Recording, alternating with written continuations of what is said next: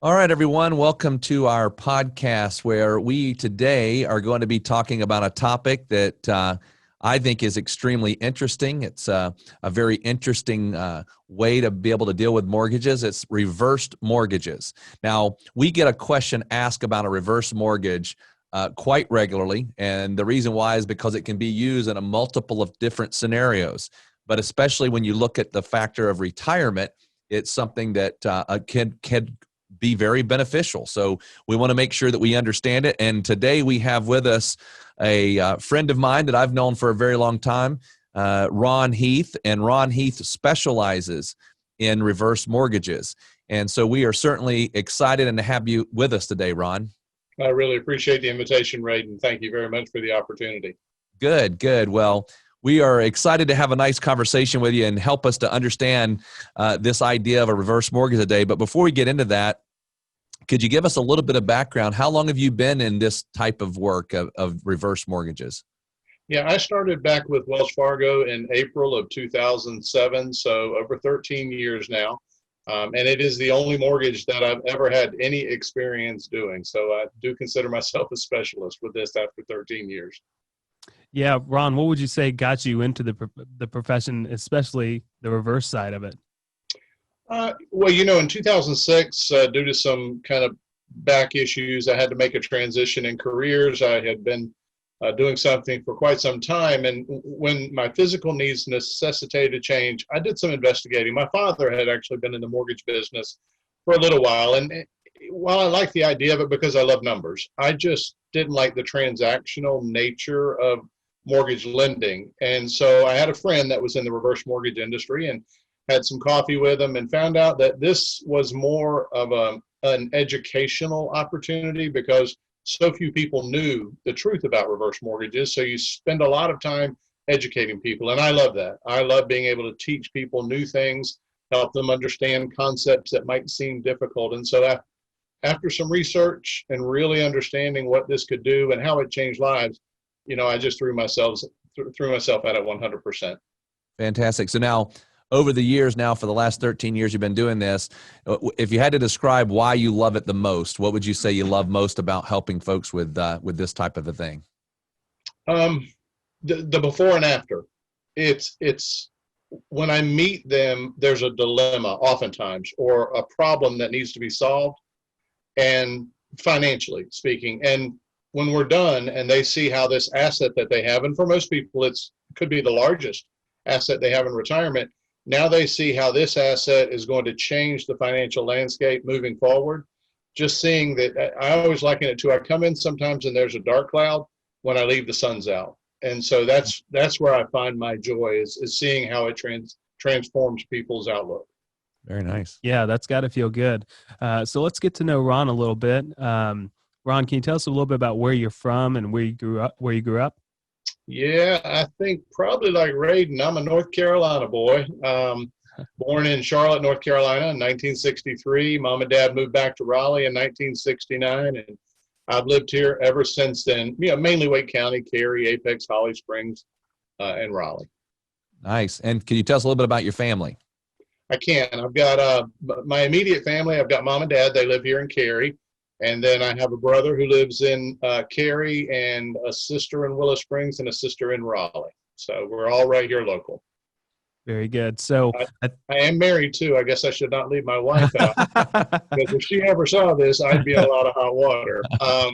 So I've been married to Becky since 1984. So we just celebrated 36 years this past May.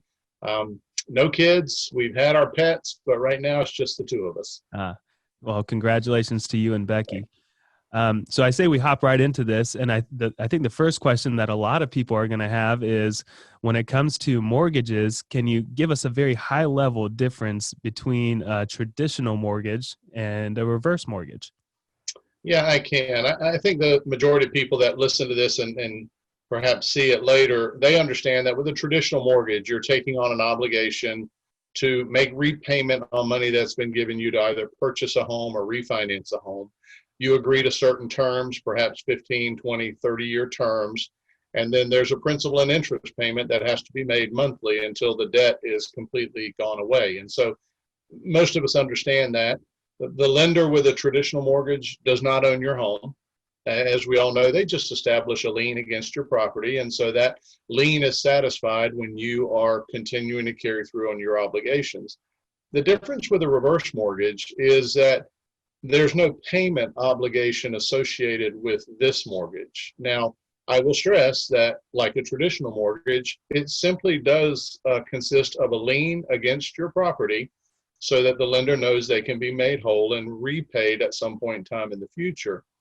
But because of the way we calculate these loans and the limitations that are put in place, and that you have to be 62 or older, we don't really set a term for the loan, but we understand that the way the loans will be calculated and factored, all interest and principal can be repaid in the future at the time that the home is sold, when the last living borrower is no longer living and the children sell the property. So it's a mortgage, but it carries no monthly obligation whatsoever.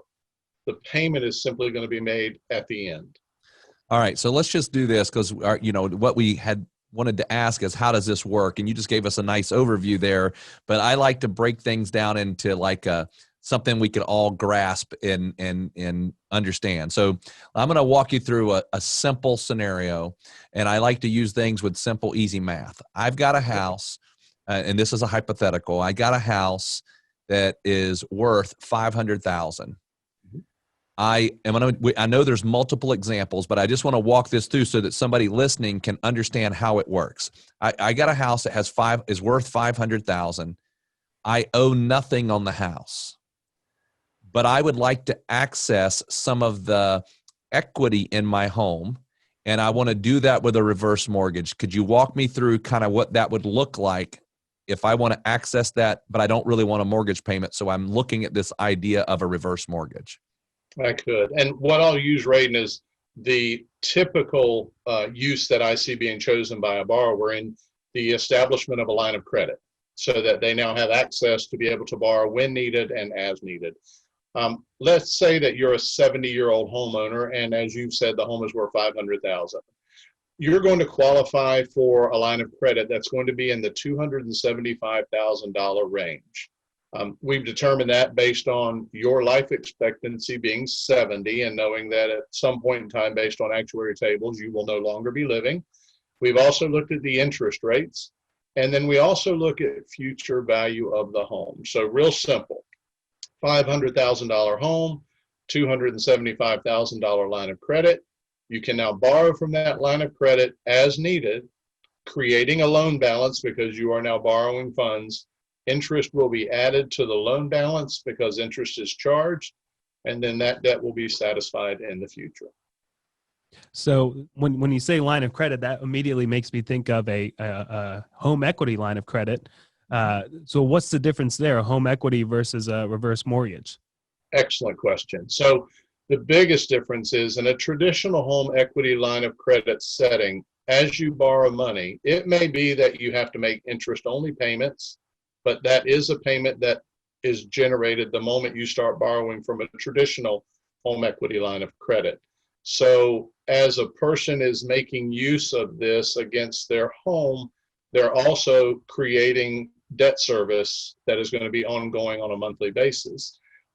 The other aspect to a traditional home equity line of credit that can be scary, and we saw this actually at the beginning of the pandemic, home equity lines of credit can be frozen. They can be reduced by a lender. They can even be canceled depending on what the lender feels might happen with the home values. The neat thing about a reverse mortgage line of credit is when you begin borrowing from it, there is no payment obligation. And it may be later in our conversation, we'll discuss this aspect that voluntary payments can be made, but the bottom line is no repayment is required. The other positive aspects to a reverse mortgage line of credit are it can never be frozen. It can never be reduced. It can never be canceled unless the borrower is not meeting their obligations, obviously, and goes into default. So look at those those wins, if you will, for the reverse mortgage line of credit. Those things they keep it in place at all times. I apologize. That's They okay. keep it in place at all times for the borrower so that they always have access to it. And what's interesting is, as we've already mentioned, we look at the home value to determine the amount that they can borrow. If the home value actually doesn't appreciate or even depreciates, it has no impact on the reverse mortgage line of credit. It's an FHA insured loan, so the lender doesn't alter the structure of the loan. Okay, so we may come back to this and kind of use this example a little bit later of this $500,000 home with a $275,000 line of credit. So we may come back to that because I've got some questions, but I think we might be able to come and answer it in a little different angle. So let's just jump to another point here, and we'll come back to this whole idea of accessing the money. So let's think about, if you were to say, what are some situations that people may consider reverse mortgage? And you can go broad here. If you want to say, hey, here are the, whatever that might be, 4, 5, 6 reasons why somebody might do a reverse mortgage. Typically a big driver that I find is that I'll meet people in retirement who perhaps have been referred by a financial advisor like yourselves. They have a traditional mortgage that they're navigating in retirement. And so there's a cash flow management issue because of this obligation to a mortgage. They can use a reverse mortgage to extinguish that debt, and then they no longer have the monthly debt service of a mortgage payment. So that's a big one, Raiden, that I see. I do see people setting up lines of credit, as we've already talked about, as a buffer asset that they can use in conjunction with other savings, retirement savings that they have, to create another tax-free source of income. Some people use it to establish a line of credit and don't intend on using it until they have long-term care needs. Perhaps they don't have long-term care insurance and they want to plan for the future need for this. Others may even use it to purchase long-term care insurance if they're still healthy and it makes sense for them to be able to do that. I work with a lot of people who are transitioning out of larger homes that have a lot of maintenance, perhaps 2-story, and they want a retirement home. They can use this loan program to actually purchase their new home. We could talk about how that works later. There are those that will set up a line of credit so that when they get to the point of wanting to buy into a continuous care retirement community, they now have the ability to make that buy-in payment out of their reverse mortgage line of credit, knowing that that debt then and the interest that might accrue will be satisfied when they ultimately sell their home. I guess other people may use it to purchase a second home, a vacation home. So, the list is quite extensive in how people use this. Okay. So that was a lot. So I want to make sure, let's just take let's take a couple steps here. All right. So let's walk through the idea of the one you said, somebody needing a down payment for the continuous care retirement community, right? So again, I like to use the thing so we can all visualize the math. I got a house worth $500,000, and my ultimate plan is to take the sale of that home, the $500,000, and to use that $500,000 as the buy-in to this continuous care retirement community. That's kind of my end goal. But there's a 1.5 or a 2-year wait to get into this community. So they want me to actually put down, let's just say, $200,000 prior to close. So I need to come up with the $200,000. I got some options. I could take money from my IRA. We know that's not good because I would owe taxes on that. So we don't want to do that. So now I'm trying to figure out, go back to kind of what Mur said. I could take out an equity line of on my home, like with the bank, an equity line of credit that I got to make payments on. I don't really like payments either. So I'm looking at this reverse mortgage. So I take out the $200,000 in a reverse mortgage. You call it a line of credit, but I take the whole $200,000 out one time. I go put it down on that community. So I got my down payment. Now I got the $200,000. I still have $300,000 of equity. Now walk me down kind of what it's going to look like in 2 years when I sell my house. What am I going to now have? What's going to be the transaction? What is it going to look like?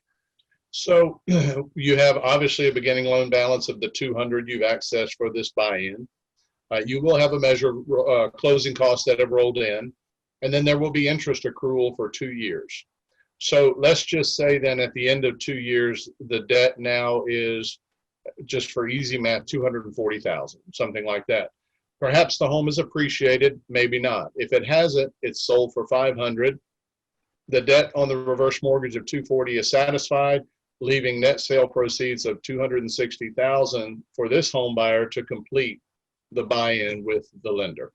I'm sorry, with the continuous care retirement community. Gotcha. So when you say there's interest accrued, but to be clear, there are no payments when you do that reverse mortgage. It's kind of just it's adding in as you have that mortgage, and then eventually gets paid off by the sale of the house. Is that right? That's exactly right. Yep. Very good. Now, we had a conversation prior to this conversation we're having now, and you talked about, and if I remember it correctly, basically one of the things that's occurring right now is that people transitioning to another home. Is that kind of the thing that you see a lot now, or is it a second home? What was the scenario there? Transitioning. Last year alone, in the selling and buying of homes, the baby boomers were the second largest demographic to sell a home and buy a home. They were right behind millennials.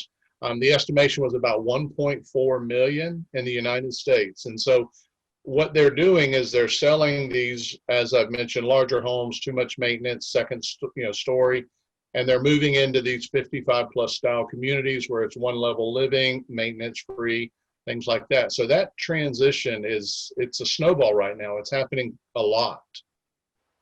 Okay, and so can you walk us through again how that would work? I want to transition. I want to move from here to somewhere else. I have a house now, and I'm transitioning. Kind of walk me through maybe a real life scenario that you've just helped somebody with. Absolutely. As a matter of fact, on Friday, I'm closing a loan. Actually, three of them. The home buyer has purchased a 55 plus style home for a price point of $576,000. They sold a home in New York previously, so they've had the sale proceeds sitting in the bank. They're going to make a one-time down payment on the purchase of this $576,000 home of $261,000. They will move in from that point moving forward with no monthly mortgage obligation whatsoever. They have the obligations that homeowners do of paying taxes, insurance, and HOA.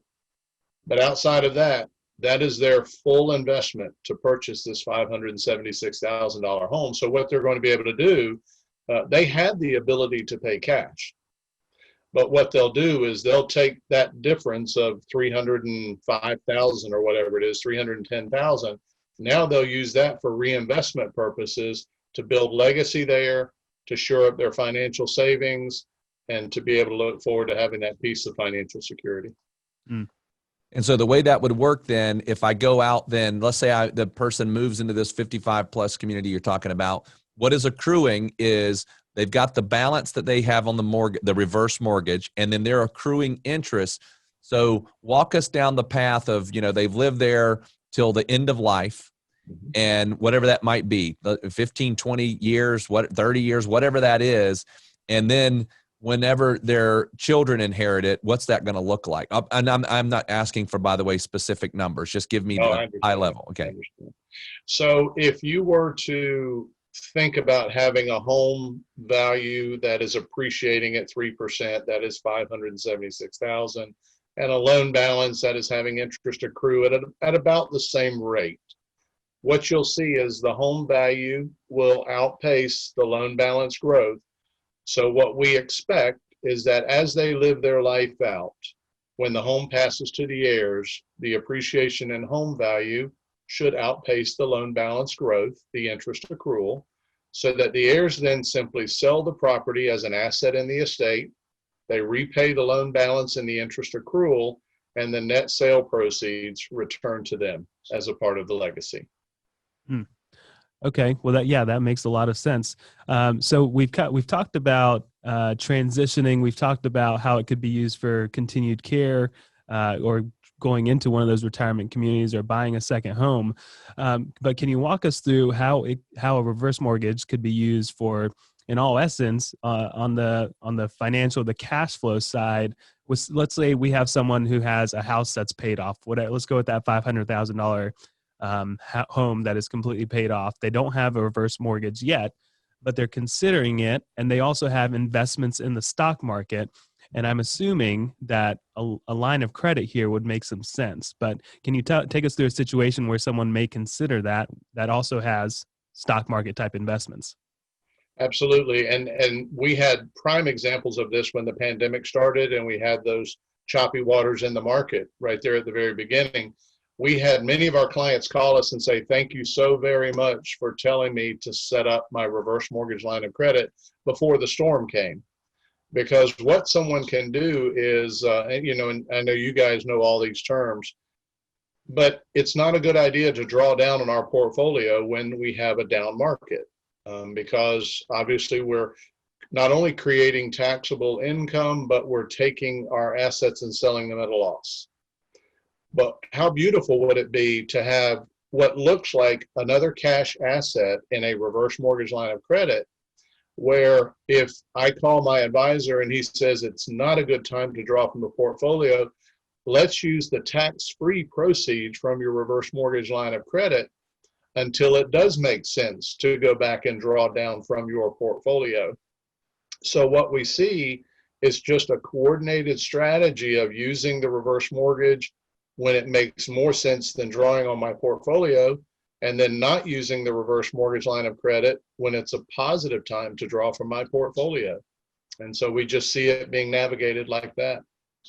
So I know in the past, at least, I mean, and I just don't know, is it possible to set up the reverse mortgage line of credit that you're saying, and you would just can do like let's just say that you go back to that $275,000 line of credit I've got on my $500,000 home. Mm-hmm. Can I just say, okay, well, I'm going to draw $500 a month off of that account, and I'm just going to let it feed me an income stream, and just however long I can live on and have that $500 come in my way, I can just take it in little increments like that? Absolutely. Yeah. So I could use this as an additional income source.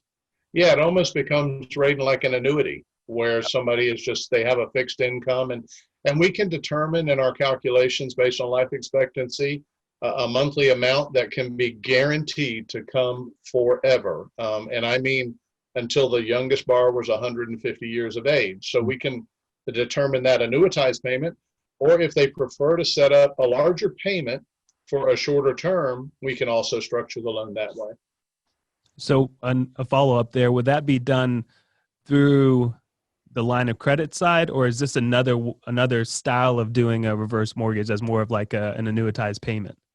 It's another style. It's like they take that line of credit availability and they stick it in a closet, and then they dole those monthly payments out from that line of credit. Gotcha. Well, it is obvious, Ron, that there is a lot of different applications when it comes to doing a reverse mortgage. But I know over the years of doing this, having this conversation with people, and honestly, I think I talked to you about reverse mortgages 10 years ago. We had conversations about it. But what would you say are some of the, let's just take it one at a time. What would you say your number one biggest misconception is that somebody would have about a reverse mortgage? The bank owns my home. Okay. Number one. So basically in their mind, what they're thinking is they no longer have control. Correct. Yep. So let's talk about that. Do they give up any control? No control whatsoever. As I mentioned, it's just a lien against the property, so they remain titled on the home. I have clients that have structured these loans and then in 5 years decide they'd like to sell and move. Yeah. And they're certainly allowed to do that. It's their home. There are no prepayment penalties for early termination of the loan, but that is the biggest one. There's a backstory to it, Ray, and I won't go into it, but to some extent, practices in the 60s, 70s, and 80s have fostered this misconception, but that certainly is not the case. They own the home. They do have the obligation of maintaining it to minimum property standards, but really any lender who has given you a loan is going to expect that. Right. So if I go back to our example so everybody can follow us, $500,000 home, $275,000 I've taken out of the home. We're going to assume I took it out. Mm-hmm. And I've got it now in my possession. And then a year later, I, for whatever reason, sell my home if I've accrued an interest or a balance on that loan of $300,000, I'm going to walk away with $200,000 more dollars once I sell my home because I still have $200,000 of equity in the home. Correct. Okay. So I want everybody to really understand that, because I think that is a misconception that is, that's going to be a problem. All right. So what about another one? Oh, I'm sorry. Mariska. Well, I was going to stick with the same topic. So losing control of the home is a misconception, but what if we go down the line a little bit and over into the inheritors? Can you speak to that a little bit? Yeah, so one of the fears that a borrower may have is, how does this impact my heirs? And not so much from the standpoint of, I'd really like to leave a home free and clear, because that's not what the conversation's about. But what harm could I leave my heirs? Could my heirs be responsible for a debt that might be in excess of what the home is worth? And the answer is no. FHA insures all of these loans for both the borrowers and the heirs, as well as the lenders. So if, let's say, Radon, in your example you just gave, a $500,000 home, the parents have tapped $275,000, interest has accrued, and now the children inherit a home with a debt of $300,000 on it. If we've had a market collapse, and we hope we don't, but if we have, and now the house is only worth $200,000, the heirs are not responsible for that $100,000 in excess debt. Mm-hmm. They simply can take all of the personal effects out of the home. They can do a deed in lieu of foreclosure process, and they can walk away from the property without any obligation. Okay, so that's a big one to know. I mean, because you would think, oh my goodness, now the estate owes the $100,000. So the estate's not on the line either, heirs nor the estate on that particular scenario. That is correct, and no deficiency judgments can be rendered against anyone. Okay, wow. Very nice. Yeah, that's important. Mm-hmm. So that kind of handled one of my next questions, but I mean, again, go back to. A lot of our clients, by the way, we have a conversation with clients who've been good savers, good hard workers, and they say, here's the way I feel. If at the end of the day there's anything left over, I'm glad for my kids to get it, but I am not going to sacrifice, in all essence, a good retirement so that my kids get something. Mm-hmm. So I think this understanding that my kids aren't going to get hurt, but they may not get as much as they would had I just had the house paid off and gave it to them. But I don't think that's really the goal here in a lot of the cases, is for us to try to say we're going to try to leave a house paid off for our kids. Yeah, and that's what I see most often, if not 100% of the time. And the truth is, when the children become involved in this deeper conversation, they don't want the home, right, and they want mom and dad to enjoy retirement. So ultimately, when all of the knowledge is on the table and we brought all parties into the conversation, I find that the children become the cheerleaders for mom and dad looking at this asset to help enhance their retirement. It's funny how that happens. Every now and then you get one child that may not quite feel that way, but for the most part, they do.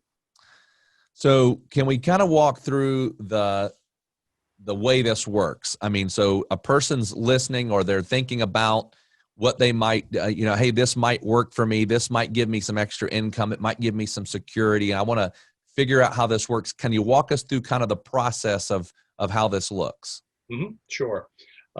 So my first recommendation is try to find a local representative that you can either sit with, or, at least have some good, when we are allowed to freely have face-to-face time again, but be able to speak to somebody local so that they can listen to your goals. They can actually see where you live. Radon, I have been in homes where people really wanted to structure these reverse mortgages, and I'm looking at the 2 flights of stairs, and I'm looking at the half acre of yard work, and I see everything that I know they're going to run into. And now I'm trying to talk them into, maybe it's time to transition. You can still use this. So it's important to work with a local loan officer, and that's the first step. Sit down with a loan officer, tell them your goals, let them run calculations, and see if it fits. Try to engage your children in the conversation. After that, if it feels like they want to move forward, or if it feels like it fits their plan, they would go through counseling. It's about an hour-long session.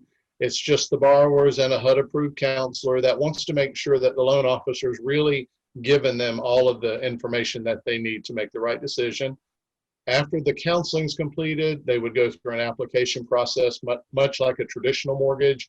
An appraisal would be done typically within 30 days or so. The loan is ready to close. After that, the line of credit is established, and then it just moves forward at being put in place.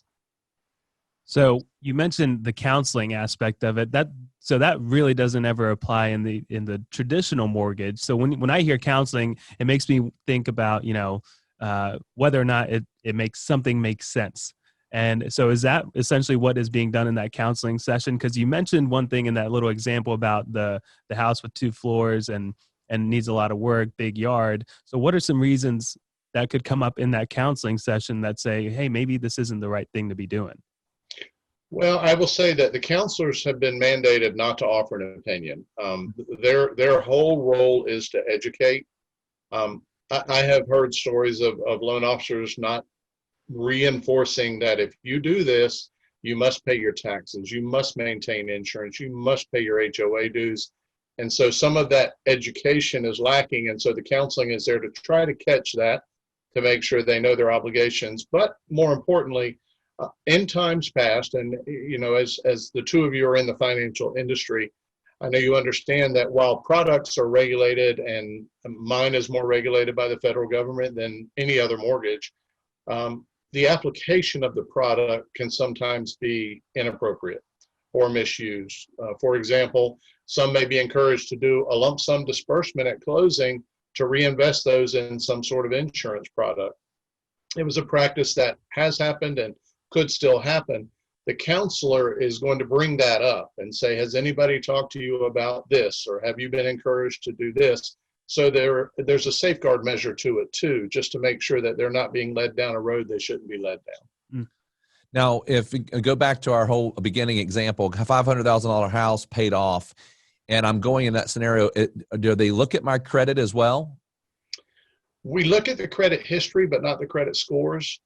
We want to make sure that we are lending to people that show a willingness, and that's the key term we use, a willingness to pay their bills. So we're just going to look to see what their payment history is like and make sure that, we have somebody who, if we put them in this mortgage, they will continue to pay their taxes and pay their insurance, because we don't want to see them go into default. So that's more what we do. Okay, very nice.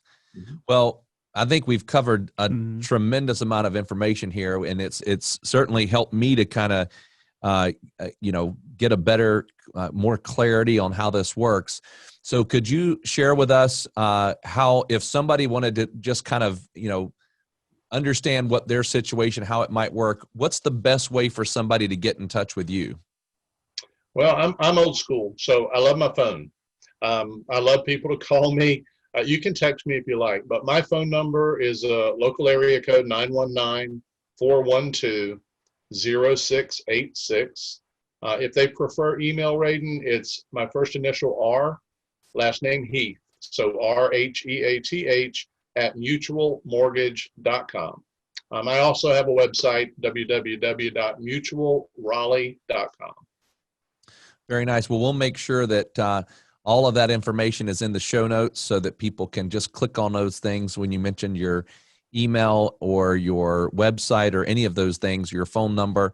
But we certainly do appreciate you taking time out of your day and coming on and helping us understand what a lot of times people, I think is complicated, but I think you made it where it sounded not so complicated, and at least gave us a nice picture. So we appreciate that. Yeah, I will say I had a quick conversation with my mother-in-law this morning and told her that we were interviewing this guy named Ron Heath, and he does reverse mortgages, and she's in the real estate business. And she said, I just don't know how I feel about those, because like you alluded to way earlier, there's a lot of different things around them. So thanks a lot for, taking time today with us. Thanks for clearing up some of those things. And I know I learned a lot today. Good. Well, I really, really appreciate the opportunity. Thank you very much. All right. Well, you have a nice day. Great. You guys too.